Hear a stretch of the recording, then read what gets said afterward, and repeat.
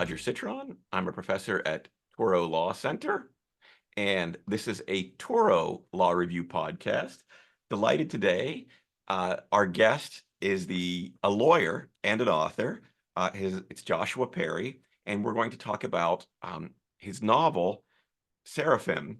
And Josh, thank you so much for joining us today for the podcast. We always start with this one. Please tell us a little bit about yourself. So, Roger, it's great to be here with you. Thanks so much for the invitation. I wrote this book in response to, and as I reflected on my 10 years of practice in New Orleans as a public defender. So I went to law school to be a public defender. When I was coming out of law school right after Hurricane Katrina, the place to go was New Orleans. It was rebuilding. There was an opportunity to be on the ground, to be part of systemic change, and of course, advocating for individual people who were accused in a justice system that had just been revealed in front of the whole country to be so manifestly unjust. So I was there for 10 years, first as general counsel at the public defender's office there, and then as executive director of an organization, a nonprofit called the Louisiana Center for Children's Rights, which served as the youth public defender in New Orleans. After 10 years of the practice, my wife and I were thinking of having our third child. We were both exhausted from all these years of a really emotionally difficult practice. So she transitioned to academia, and I was a trailing spouse, following her to Connecticut, which is actually where I'm from. I now live in a house 3 blocks from the house I grew up in, oddly enough, even though that was never the plan. And I serve as the state of Connecticut's Solicitor General. So my team represents the state in all of its most complex and appellate civil matters. We have no criminal jurisdiction in Connecticut, which is actually very congenial for me because I'm not sure would be able to defend a criminal conviction on appeal. Can I stay with one or two quick personal questions? And yeah, sure. The dedication of the book, your wife also was a public defender or did defense work? Yeah, she was. That's exactly right. So after the storm, the public defender's office in New Orleans was extraordinarily shorthanded. They responded to that by hiring some folks right out of law school like me, and also by sending up the bat signal and attracting some lawyers on furlough from public defenders' offices across the country. So my wife had been practicing for a few years at the Public Defender Service in Washington, D.C., but took a 6-month furlough to come down to New Orleans and to step in and carry some of the load that the public defender's office was just not able to carry on its own. And we met and both ended up staying for, I think, much longer than either of us planned to. And then, do you live in New Haven? I do. And you grew up in New Haven? I do. Again, this is an odd coincidence. It was never the plan growing up to come back to the town that I grew up in. We were really happy in New Orleans. We had 3 kids there. We bought a house. We were lucky enough to be part of a small but tightly knit community of advocates who cared about justice reform and who were deeply invested in the transformation of the way the city treated its most vulnerable residents. In the end, this was just the right fit for Anna academically. It was nice for me to be a little closer to my family. So it all kind of took shape, and you know how it is. Life happens mostly by coincidence, but then it comes to seem completely natural, right? And so, here I am going to the same synagogue I grew up in, running into my parents' old friends on the streets. A unplanned but lovely turn of events that was also the most obvious thing that could have ever happened.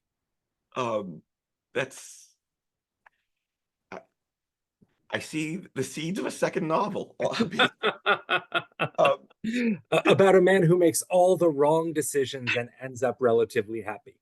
I hope that that's true. Turning to your first novel, it's about 2 public defenders living and working in New Orleans. And I guess I want to sort of come into it first by talking about New Orleans, which, I was thinking today, after I sent you after we corresponded, um, about, New Orleans really occupies, eh, right, there's a mythic sense of the city, or the city has an extraordinary myth. And even if you just go on popular culture, I was even thinking not just of like, you know, David Simon and Treme, but even I went back to, God help me, this is my age, Easy Rider, because there's this, I think, great Mardi Gras sequence, in the film. And I guess you came to, or you went to New Orleans after Katrina. Um, and uh, let me first ask, you know, what was it like to practice criminal law, um, or Uh, be a criminal, public defender in New Orleans when you were there? it was incredibly difficult. It was also incredibly rewarding and an enormous privilege in the end. And I say that in both senses of the term. I mean, it was literally a product of privilege, right? I was fortunate enough to have no college debt, to have a law school that was ready to forgive my debt. And so I could afford to take a risk like going to New Orleans and working as an extremely poorly paid public defender, right? And I recognize that not every law student has that same opportunity. But for me, it was the chance to do something that I believed in every day, and it was the rare chance for a public defender. One of the wonderful, rewarding things about being a public defender is you get to serve individual people and get to know them and come to care about them. And that individual level representation is, if you're going to be a public defender who lasts in the job, one of the really important and rewarding things about the job. But the flip side of that is you're sometimes exposed every day to the grinding reality of injustice and systems that sometimes feel beyond your capacity to change. So the great thing about going to New Orleans was I could both do individual level representation and also be a part of transforming an entire public defense system. And we really were rethinking what it meant to be a community-based defender that tried to provide respectful, dignified, zealous advocacy for every accused person in the city. And I don't think the city ever had an institutional public defender like that before. Excuse me, I'm hiccuping. Before. And so it was a great opportunity. It was a wonderful 10 years. It's also, and the book tries to capture this, a really emotionally difficult 10 years, because of the daily exposure to a kind of suffering that nothing in my background primed me. Yeah, I well, let me stay with just the sort of the New Orleans piece, that is the experience that you had while working there for 10 years. And you know, if I may, you know, how do you think about things like inequality, or, as broadly speaking, politics? Because one of the things that the book seems truly so well observed, in terms of certain aspects of what your day-to-day life is like as a public defender. And I'm wondering that, having come out on the other end and having written the novel, um, you know, how do you think about some of these big picture or large ideas, especially when you weren't a, you weren't a baby, but you were young, you were a young man, and especially, fresh off of law school. I was a baby lawyer for sure, and I wasn't armored against the kind of suffering that I saw every day. I mean, the first time I walked into court in New Orleans and saw the morning cattle call when 40 or 50 men and women, mostly men, were herded out into court, shackled at the ankles and wrists and bellies. And we got about 15 seconds to talk to each of them and to try to win them their liberty pending trial, a process that could take months and years of being away from their family. Was shocking to me. And it was a daily experience of the kind of inhumanity that the criminal and youth legal systems can subject people to. And here I was, a child of really extraordinary privilege, coming to a city that I didn't know and participating in these things, observing them across so many levels of distance and difference. I mean, part of that is the obvious stuff. I was a white, Jewish, upper middle class son of a professor from New Haven coming to New Orleans, where 99% of my clients were Black and Christian, and by definition, economically underprivileged, or they wouldn't have the public defender. So there was that sort of obvious stuff that you could see. And then there were things that had nothing to do with geography, right? I mostly represented young people, eventually ran the youth public defender. And so there was always a level of age difference between me and my clients, right? They were 12 and I was 30, right? And you know, we joke as old people, as I am now, about how hard it is to understand young people, right? And that's a joke, but it's also literally true, right? And so I often felt that I couldn't even accurately see and hear my clients for who they were and what they were really saying, much less be able to empathize with what they were going through. And the book was really an attempt to grapple with that distance that I felt from my clients, and the way that it eventually made me feel like, far from actually making a difference in people's lives, I sometimes could not even bear witness to the injustice that I was seeing, because it wasn't my suffering to feel, and on some level, not my suffering to talk about. So, you know, I wrote this book 4 years after leaving New Orleans, in the silence of COVID, when all of a sudden my day job here in Connecticut slowed down. We weren't filing new cases. The rush of litigation against the Trump administration, which I had spent the past 2 years doing, had sort of slowed down as that administration reached its end. And I finally had time to reflect and to think about, you know, what the experience meant to me and how it made me feel about the justice system writ large. Yeah. Yeah. And the, hope or despair, or something in between, or both.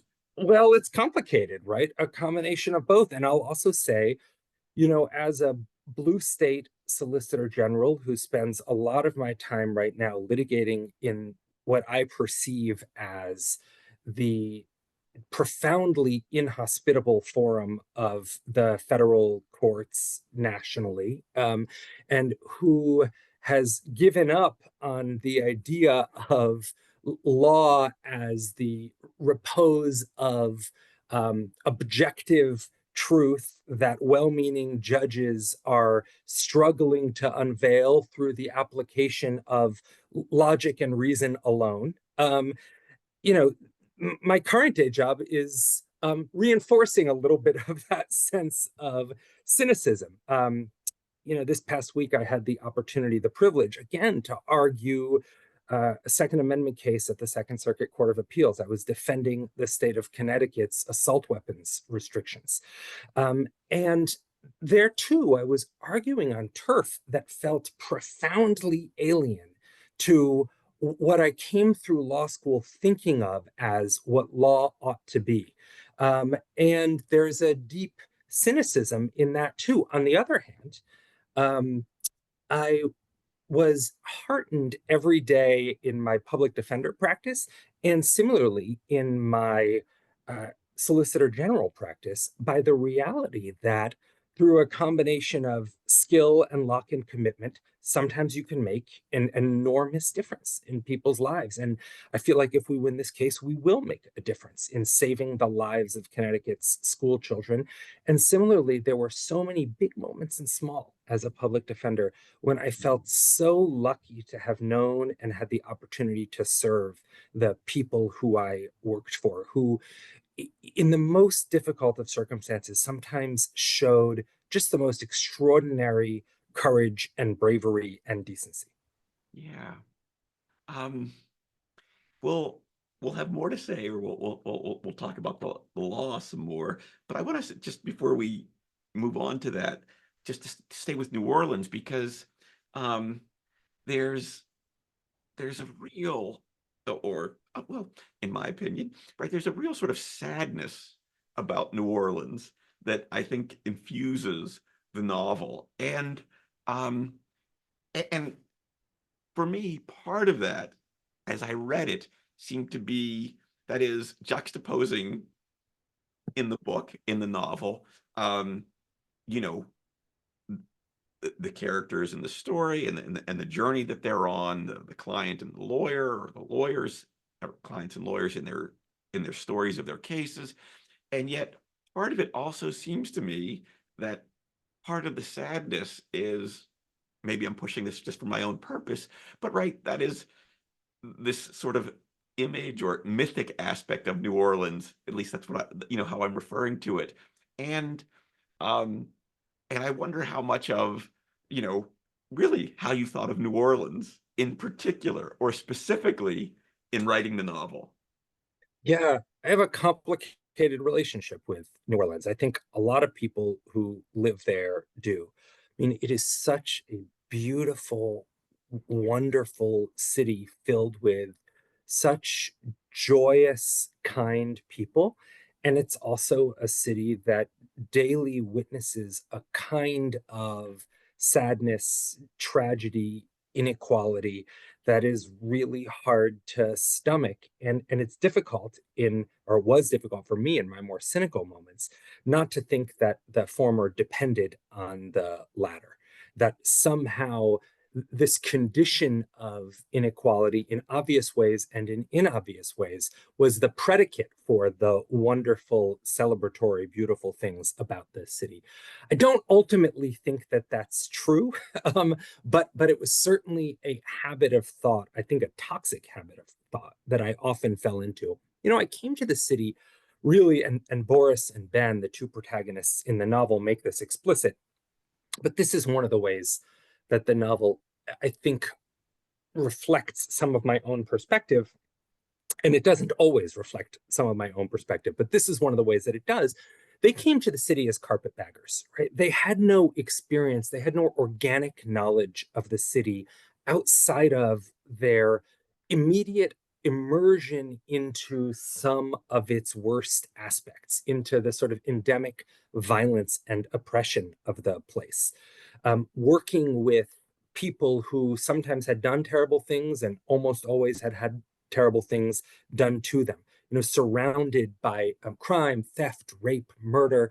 And they got to know the city, much as I got to know the city through this experience of meeting people at their very worst, most traumatized moments, seeing the city through investigation, right? And this was true of me, is that the mental map that I had of New Orleans after my first couple of years there was a mental map of suffering and sorrow. I got to know the city by driving around the city and going to crime scenes and talking to witnesses and going to the homes of bereaved mothers. And I didn't have that sort of deep relationship with the city that I would have had if I was a native, or if I had gone there before that, and if I knew the city as a normal place where normal people lived and died and celebrated and went to school and worked and did all the normal stuff, right? So I had this very jaundiced perception of what the city was. And ultimately that changed, of course. Real life, normal life catches up to you, right? I got married, I had kids, I took them to daycare. I went to, pay my taxes, whatever it was, right? The things that convince you that a place is a real place and not some figment of nostalgia and fantasy and suffering and celebration. And New Orleans is a real place. It's also a really wonderful place, and a place that is still grappling with not just the legacy, but the ongoing reality of racism and poverty and inequality. But New Orleans is not unique in that way, right? This country is still grappling with those things. Um, and I want to shift gears to refer to or to pick up on something that's true in the novel, and of course something true for you, which is the fact that you're Jewish, as we've talked about. And um, I too am Jewish, and so I was familiar with, um, or I recognized some of the dialogue between the two characters, is Boris and Ben, I believe, is, if do I have the names right? Yeah. Sure. The two Yeah. characters. And um, there is absolutely something about the fact that is, there's some connection between their religion, their Judaism, and the fact that they're defense attorneys. Um, and one thing may have been what I was rereading this morning, right? Saying I'm sorry. That this happens, I think, at least at one point during the novel, and that sort of really struck me. How I really do want to do it within the context of the novel. What does the Judaism mean? What is Judaism for these characters? And um, actually, that's the question. Yeah, well, I think for both Ben and Boris, there's a complex legacy there. And, Ben had this experience of growing up pretty observant and going to seminary in Israel after high school, and only after semi apostatizing, finding his way into law. And he still, and I think this is true of Ben, and it's also an ongoing through line in a lot of American Jewish literature, is that Ben tries to understand a violent, physical, unfamiliar, energetic world through the lens of logic and literature and scholarship. And he finds that his understanding really falls short, that he doesn't have the right lenses to see and understand things clearly. And, this is, as I say, a theme in American Jewish literature going back to, Saul Bellow and Philip Roth and beyond. Boris has a very different experience of Judaism. He's the child of a Russian Jewish immigrant who fled Russia, was imported into the country by the CIA because he had some unique information about the Russian fleet. He had been an engineer back in the old country before he defected. But his father was an absentee dad. He ran away and left Boris basically with only this genetic inheritance of exile. And Boris, for all of his many charms, and I think Boris is the closest thing that one of the lawyers comes in the book to a hero, even though he has many shortcomings. Boris still very much feels himself to be an outsider and an exile. He literally is that, of course, in New Orleans, in the sense that he is different from his clients in so many ways and is a carpetbagger to the city. But I think sort of psychologically, he is that as well. And he tries to make himself at home in the city, and struggles with that as well. And I think, there too is an experience that a lot of American Judaism has. um, it's it's when as you were talking, like in the first third of your answer, I said, I wonder if he's going to say Philip Roth.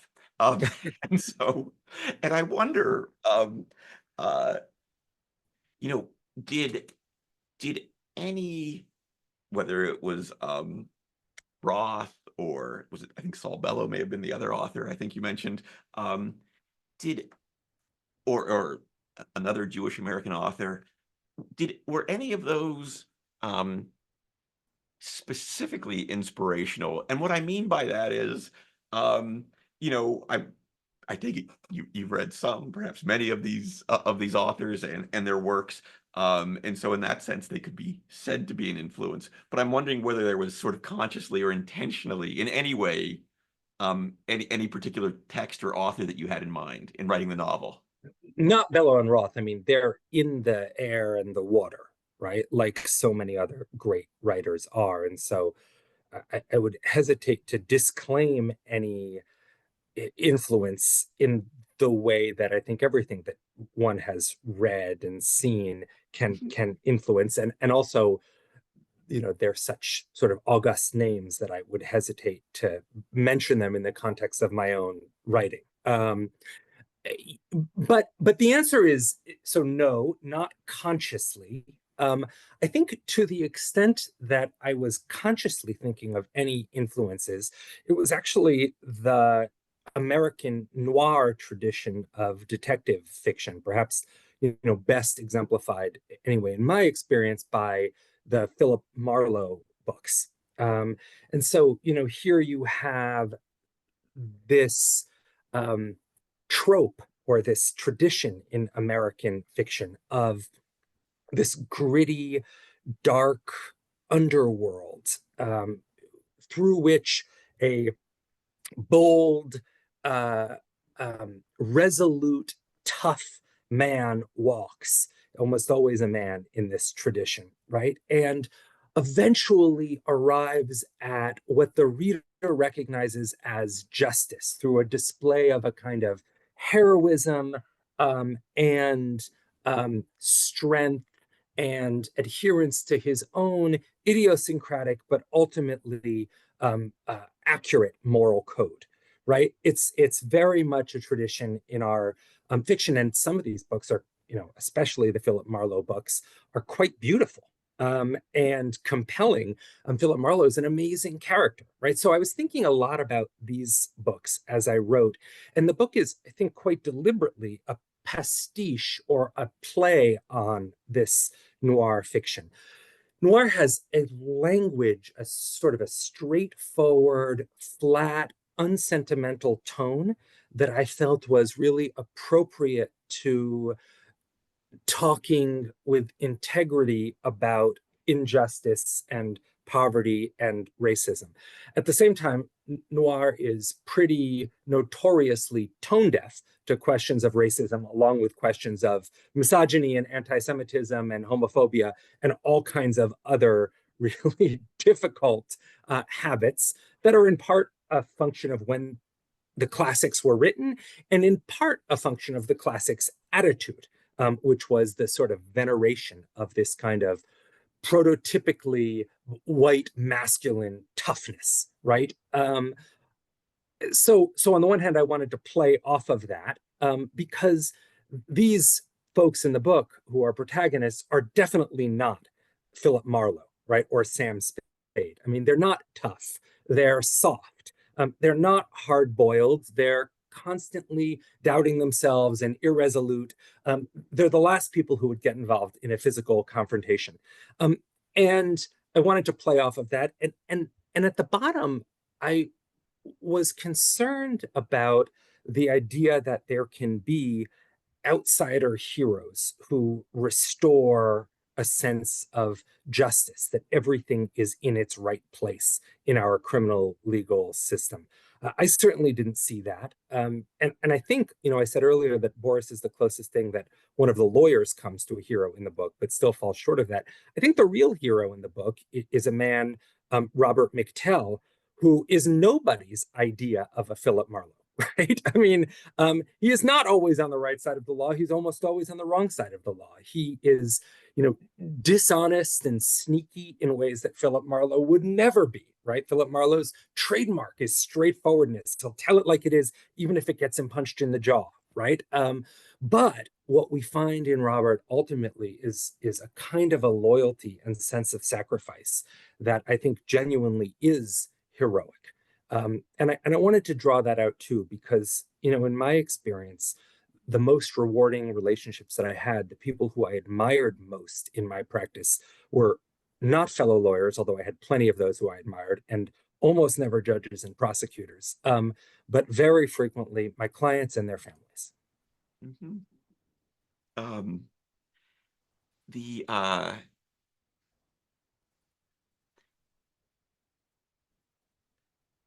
it's a New Haven reference for me. I still remember from my first semester of law school, Gene Co. Peters giving a speech about, the importance of, as a lawyer, who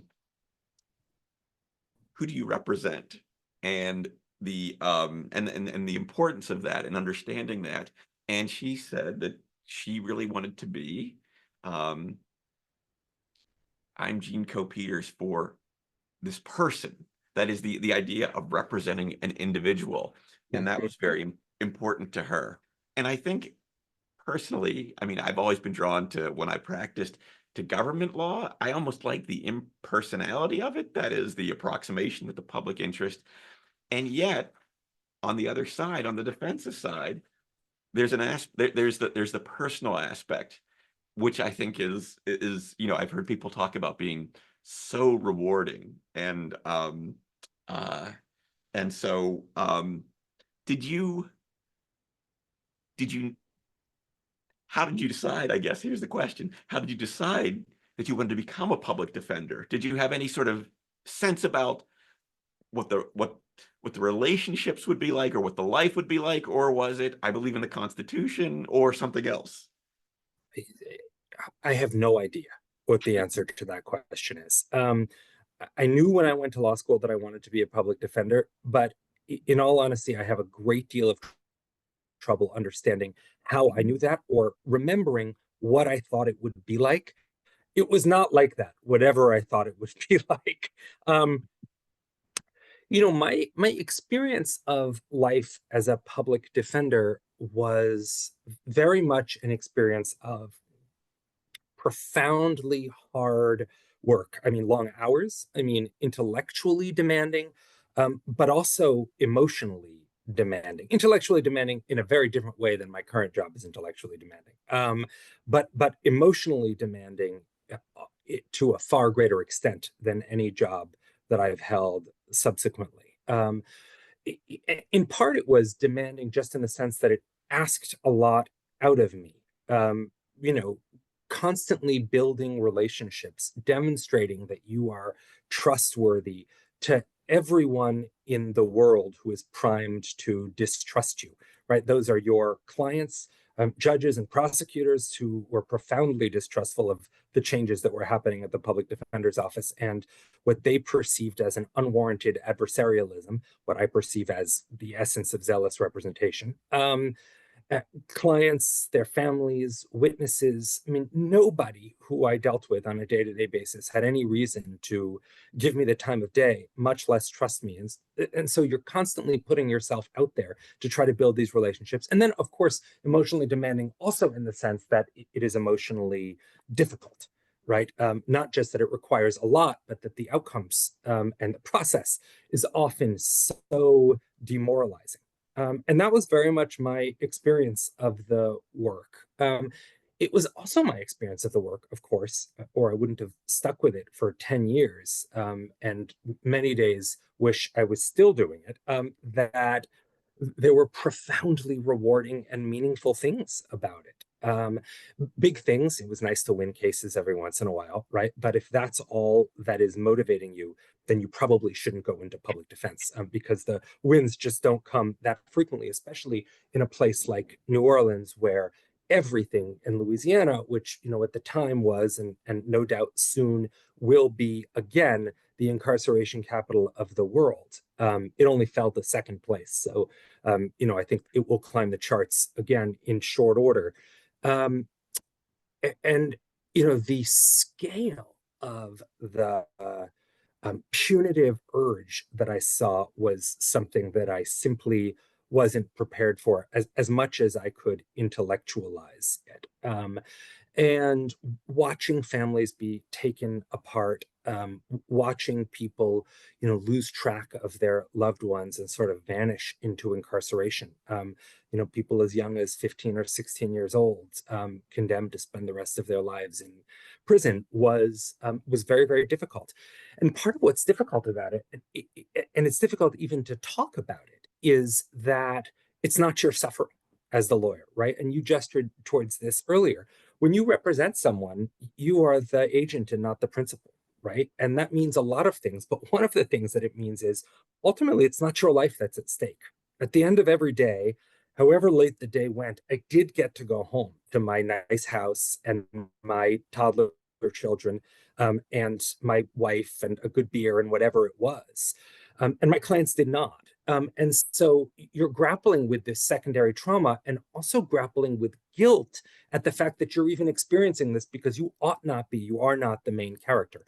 And that's, I think, part of what this book is about, right? Is how we participate in the drama and play of justice, and are acutely aware that we're just actors who get to step out of role sometimes, and what that does to your perception of your role and what the justice system is and what the law is. Yes, there's and I think that I'm not sure irony fully conveys, but you're both characters, both lawyers, are of course heavily self-aware. And I was even, I guess, when I was flipping through the book again today, just to get ready to talk, there's and it's you just triggered it by talking about having a beer. There's a line about Belgian beer and duck fat fries. And as you know, demanding as much as navigating being a defense attorney, which you convey, the multitude of challenges just in going through a typical day. There is, well, there's an off ramp for us, or we leave at some point. And so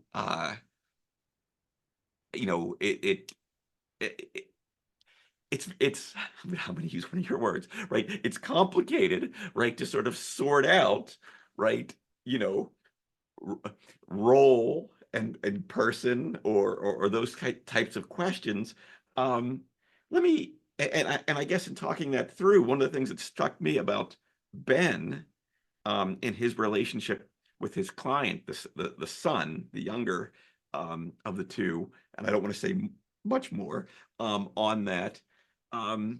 There's this whole father and son thing going on in the book, and yet it seems to me that I don't think Ben is trying to be the client's father, but and I wonder how that sort of, how you sifted through or thought about that in the arc of the novel. Um, so, uh, yeah, I think it's often true that lawyers have complex relationships with their youthful clients, right? You meet a child who's 10, 11 years old, and at least the way my office represented them, you would represent that child every time they touched the justice system again. And we wouldn't close cases until a client was completely done with the justice system. So if a client was on probation for 2 years, the lawyer's job was to talk to them every week during those 2 years, right? And kids change a lot. So I absolutely knew kids at 11 who I knew all through their adolescence until they were completely done with the justice system at 16 and 17, or in the more horrific but not particularly rare episodes, penetrated into the adult justice system and went to jail for most of the rest of their lives, or in the very worst of cases, were killed, um, in some to some extent because of their involvement with the justice system, or more accurately, because of living in a community that was so pervasively afflicted by violence. Um, and so I would frequently really get to know kids really well and develop long running relationships with them. And there was always a lot of thought that had to go into that because you're not a surrogate parent as a lawyer. And it's really important not to think of yourself that way and not to substitute your judgment for your client's judgment, or your sense of what's good for them for their expressed interests. At that point, you're a guardian ad litem and not an advocate. And that is not what we were. We were lawyers whose jobs were to vindicate our clients' expressed interests, not once, but many times. I had the experience of advocating for a client to get out of jail and have their mom say to me or say to the judge, um, against my urging, that she didn't want him out because she was sure he would be hurt if he were home, and have her be proven correct. And that was very much a part of my experience. And it was part of what was so wrenching about this process of representing children, and watching them grow up, or of course, in too many instances, not grow. So I thought about what it meant to represent children a lot. I thought about what it meant to, be in loco parentis a lot, right? The state puts itself in this role where it says we are able to parent these children when their parents are not. And what I frequently found was that the state is far too often an abusive parent. And so I was thinking about that role as well, the role that law plays in fostering abusive relationships, between children and the state. And I want to say one more thing about sort of fatherhood that was top of mind for me as I was writing the book. It's so often true when you work in the youth justice system that all day long you hear people say terrible things about your clients' families. And you hear this at the policy level when a kid is arrested for doing something terrible. Oh, we should arrest and prosecute the parents, right? The parents should be held accountable.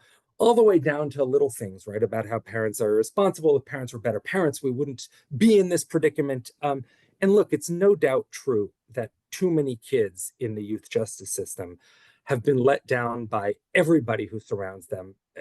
And often parents confront extraordinary struggles and barriers to succeeding as parents. Like, that's unavoidably true. But it was also true so often that my kids' parents were, just resolute, courageous, smart fighters for their children. And part of what goes on in the book and the dynamic between Ben and Robert Johnson, his primary client, and Robert McTell, Robert Johnson's father, is that I did want to recognize that real truth about the parents of kids who are in the justice system is that so often they are actual heroes, and our narrative about them is all wrong. Yeah.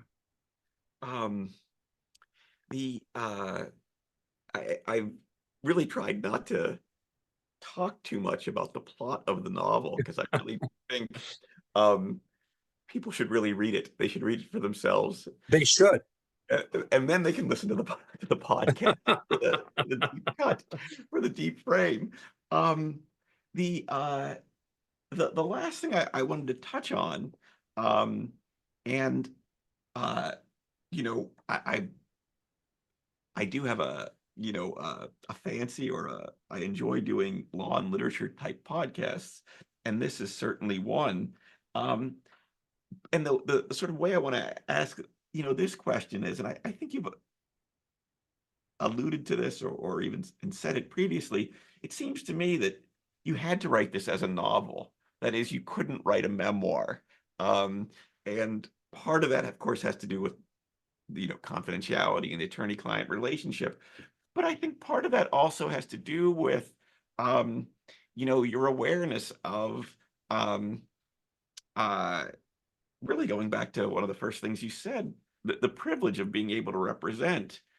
But it's not, but it's their lives. It's their lives. That it's the client's lives. And that is a three-dimensional, to say the least, complicated experience. Um, and so the question is, did you always know it was going to be a novel? Did you think about a memoir or memoir-esque? I'm just curious as to how you arrived at, if you will, this form. Yeah, the answer is yes. So, in the silence of COVID, when things slowed down at the Attorney General's office, and my kids were finally asleep, and I was no longer writing briefs at night, I did have the opportunity for the first time to really reflect on what this 10 years of practice had meant for me. And I did start writing some nonfiction essays. And I found, for some of the exact reasons that you identified, Roger, that nonfiction was just not the medium. So, first, because of course, when we represent clients, our most profound obligation is an obligation of loyalty, and that includes the obligation not to make their stories our stories. Um, that means on the most literal level, of course, there are secrets that you have to keep, right? On a more figurative level, the commitment to being a lawyer, as I said earlier, is the commitment to not being the main character. Right? Now, sometimes you play the role of the main character. When you stand up in front of the jury, it's really important that the jury trust you, trust your voice, and be able to relate to you, because ultimately you need them to do what you're going to ask them to do in that final closing argument, right? So you're playing the role of the main character on some important level there. When you cross-examine a witness and you only ask them questions that they can answer yes or no, and you walk them down the pathway, you're saying whole sentences, they're just saying yes or no. You're the speaker there, right? They're just affirming your story. So you become the storyteller in that moment, right? And I found that as long as I was writing nonfiction, I was inevitably the main character, not just about confidentiality, but also about more broadly the obligation to be the agent and not the principal. When I transitioned to fiction, I found that there was enough distance between me and the protagonists and me and the story that I could reflect honestly, and do my best to tell accurately a story that wasn't mine without always interposing myself between the reader and the story. Now, I'm not pretending that I'm sure I did that perfectly, right?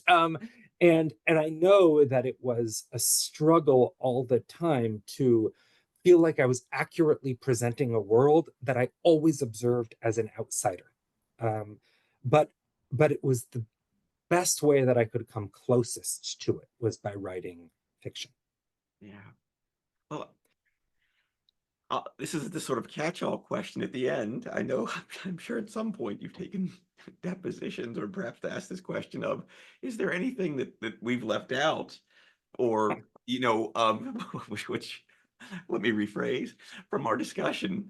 Is there anything you'd like to add to what we've discussed just to make sure that there's a, if you will, a complete, and I'm really, Complete record. No, I understand. or you've had the opportunity to provide a complete answer. And I No, mean, I get it. I'm yeah. now not going to be able to stand up at trial and say something new, right? Because you've locked me in to my deposition testimony. And I think the right answer to give is, well, there's nothing that I remember right now, but of course it's possible that I will think of other things in the future as I review my notes and as I conduct the ongoing process of maturing and introspection. So that's the answer I would give if we were to deposition. But I really appreciate this opportunity to speak with you, Rodger, about the book and the work. I think as lawyers who are interested in public interest advocacy and in changing individual outcomes and also changing systems, we're always telling stories, right? We tell stories in court, we tell stories to prosecutors. I told this story about the invention of the Bowie knife the other day to the Second Circuit Court of Appeals, right? Because I thought it was important that they understand how this country has always regulated especially dangerous instrumentalities, from the Bowie knife through to the AR-15 assault rifle, and why that's an important part of our constitutional tradition. So we're always telling stories in big ways and in small to all kinds of different audiences. And sometimes it can feel really frustrating when you feel like it's really hard to tell those stories, that the story's not resonating. You're not getting where you want to go, either at the systems level in your practice or at the individual level, with magistrates and judges and administrative law judges and whoever it might be. And for me, what's important to affirm is that we have other avenues for bearing witness. So, writing this book was for me also a part of that advocacy that's aside from my law practice. It was an opportunity to try and tell the truth about a world that I saw that I hope some people will read and understand a little bit better. And I see that too as part of our role as lawyers. Obviously, not everyone's going to write a novel. Some people will write brilliant novels. Some, like me, novels that I hope are just competent. But everyone has the opportunity to find interesting ways to use their voice and nudge the arc in the right direction. So I hope that's what I've done here, and I really appreciate the opportunity to talk about it. Well, thank you. It would be a mistake to say anything more other than thank you. It's been a pleasure. I Thanks so really much. did enjoy reading the book, and thank you again for taking the time to speak with me about it. Awesome. Thanks so much. Take care.